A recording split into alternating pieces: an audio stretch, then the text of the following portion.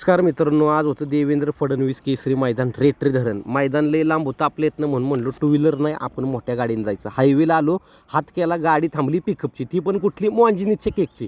दादा म्हणले डिलिव्हरी करतो की लगेच जातो. आम्ही दोघं हायवेला आलो की बघू शकता इकडं पिकअप दिसल्या ज्याच्यात बैलगाड्या होती. तर म्हणायचं की मैदान जवळ आलंय.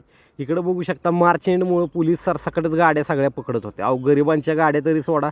करारात आलो तिथनं मला हे जे पुसेगावकरांचा सोन्या यांनी मला लिफ्ट दिली मैदानापर्यंत. मैदान लय जबरदस्त भरलेलं बघू शकता, क्रेन वगैरे स्क्रीन बिन खतरनाकच होतं.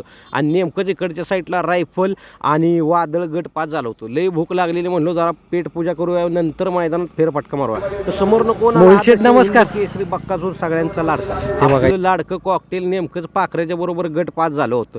इकडं आलो रायफलची भेट घ्यायला. हे प्रथमेश शेठ बरं का, रायफलचे नियोजन करते, खतरनाक आहेत सगळी माणसं. बघू शकता गटाला जबरदस्त लढत होणार होती. सर्जा जो की फलटणकरांचा आहे आणि आपला दशम हिंद बकासूर ही गाडी पाळणार होती. नमस्कार. त्यांच्या विरोधात जी गाडी झुपली गेली होती ती म्हणजेच की सदाभाऊ मास्तर रेटरेकरांचा माहिब्या सर नमस्ते, आणि त्यांच्या जोडीला होता उरळीकरांचं पिस्टन. जबरदस्तच लढत होणार होती. हे बैलगाडी शर्यत क्षेत्रातलं रन मशीन म्हणजे आपले अच्युत ड्रायव्हर. हे बघू शकता वाघ आहे, वाघ शिरसवडीकरांची रायफल 3 नंबर केला, मागच्या वर्षी 1 नंबर केलेला.